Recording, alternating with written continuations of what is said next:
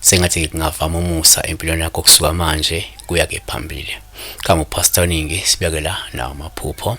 Sibonga kuona wonke umuntu olandela ichannel. uNkulunkulu ke engathi ngakubusisa, uNkulunkulu ekuvulela amasango empumelelo, uthole nezixazululo kuzona zonke inkinga obhekene nazo. Kaza kwethu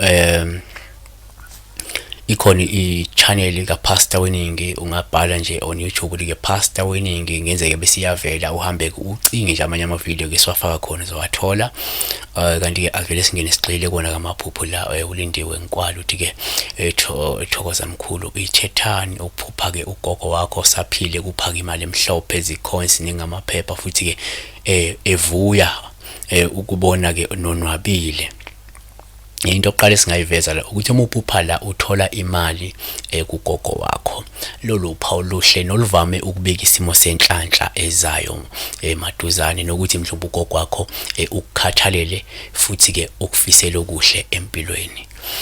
Kanti ke uma uphupha mhlawumbe uthola imali futhi kugogo wakho, uphawu lungabuye libike ukuthi mhlawumbe unethuba lokuba ke nobudlelwane kanye nobumbano noma nobunye obugcwele nje injabulo wena nomndeni wakho. Yabona. Asihlabele phambili ngokubheka la ubusisiwe emgone uthi ke ukuphupha usemcimbini bakababa bagqoke ke ubumnyama, bakabomama bagqoke kahle ke imibala emihle. Into yonke singayibalula ukuthi uma uphupha nje ubona abantu begqoke izingubo ezimnyama, lolu uphawu olubi. Isikhathi ningilusho isifo, kwabanye lisho ukugula, kwabanye lingasho mhlophe ubunzima obuthile, lingasho ukudumala, isililo nosizi olizayo noma ke kubona labo bantu noma ke komunye ke wabo. Kanti ke uma uphupha nje ubona abantu begqoke izingubo ezimnyama ngaphandle kokuba ke nosizi noma ukudumala, lolu uphawu usuke lukuxwayisa ngokuthi labo bantu labo babi noma ke banomoya omubi. Okunye singakubalula ukuthi kuma ubona abantu begqoke mhlawumbe ke izingubo ezinhle futhi ezinembala emihle, lolu uphakwe oluhle nolungasho ukuthuthuka noma amathuba okuthuthuka mhlawumbe ngakweze imali noma nje ukuthuthuka nje empilweni ongahle kube khona, lungasho ubumnene, kungasho ukuhamba kahle mhlawumbe kwempilo kanye nenjabulo ezayo kubona labo bantu labo noma nje kuwena futhi.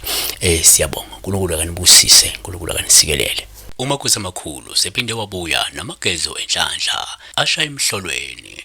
Uma ufuna ukuba nenhlanhla uthandeke uqame wedwa uphinde uhlale nemali, zitholela umazibuthe igambe lingashaya eceleni. Ungaphinda usitholele iPure Charm, yona ke yokusiza ukususa isinyama, isuse isichitho, isuse namathunzi bese kwenza ibe nogazi. Shintsha impilo yakho njengamanje ngamagezo enhlanhla. Shayela ke u079 267 0928 noma uthi nozazizo@rockmail.com ufake order lakho njengamanje. Makhosi amakhulu.